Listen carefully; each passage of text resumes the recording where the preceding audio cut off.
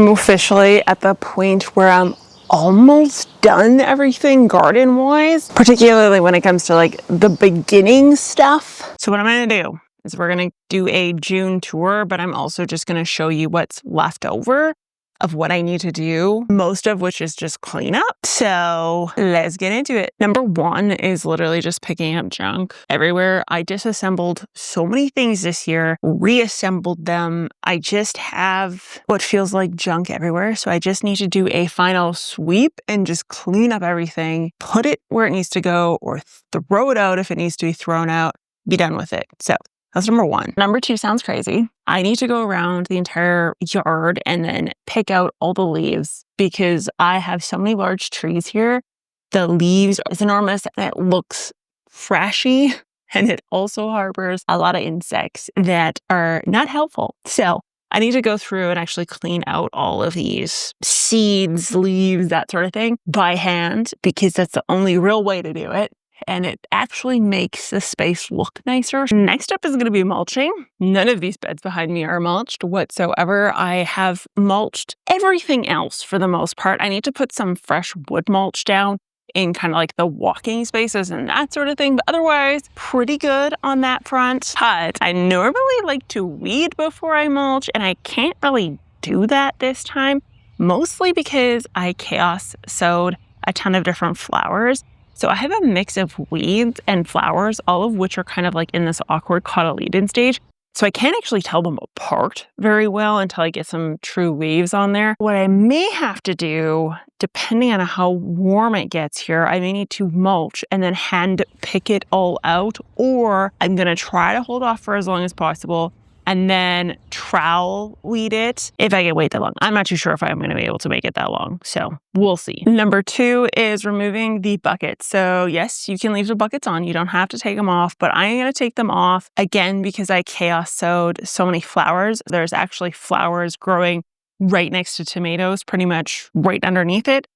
That's reason number one. Reason number two is I actually need to get to the base of the tomato and run all my lines. You can see I did like half and then I stopped because I got distracted. So I need to go through, I need to trellis all of these guys before they begin to get floppy on me. So that's definitely on the docket. That's number one. Like that's what I'm doing today type thing. Absolute must. Other than that, I'm doing okay. So I have some spinach I need to rip out because it has started to flower and sun scorch at the same time. I'm going to replace that with some flowers, just store-bought flowers, for the sake of not having a bald spot and for the sake of not having to start more seeds. A lot of my seeds have come up. I'm not having the same issues I had last year where I essentially just have like intermittent germination due to like cooler weather and that sort of thing.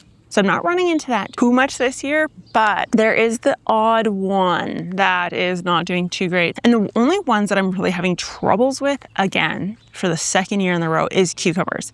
I don't know what it is with me and cucumbers. We're not getting along very well. So yeah, that's the only ones I've really had some issues with. I also put together a kind of like a sitting space that's really nice. So it's got like a deck and it's a area where I can read, sit down on the ground because I don't really have anywhere to sit on the ground in the backyard because I don't have any grass. I have gravel, I have wood chips, none of which are fun to sit on. And then I have brick. That actually allows me a little area to sit down and relax. I'm excited about that.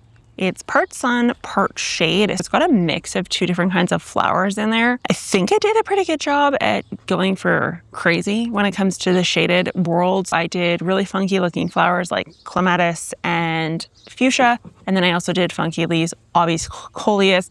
Boston fern is just like showy in general. And then the sunny side, for the most part, is all just cut flowers. It doesn't look like much right now, but give it a month or so and it's going to be absolutely stunning. We have had a few really good rainfalls, and so my soil isn't as dry as what it was. It's not perfect, but it's not horrible either. So I will take it. My loofah plant absolutely got trashed by gale force winds for pretty much every day for 2 weeks straight. So it's not looking too hot. Loofahs are evasive. They will figure a way to bite me in the butt. You guys have to let me know where your annuals and perennials are at in regards to how much of it's planted or not. And then also your seeds. I'd be interested to know how many of your seeds just kind of fell flat again this year, because I know a lot of the geek crew last year actually struggled with this. So I'd just be curious to know kind of where you landed this year with that. I know that Quebec and Ontario were a little bit cooler this spring, so that probably is a group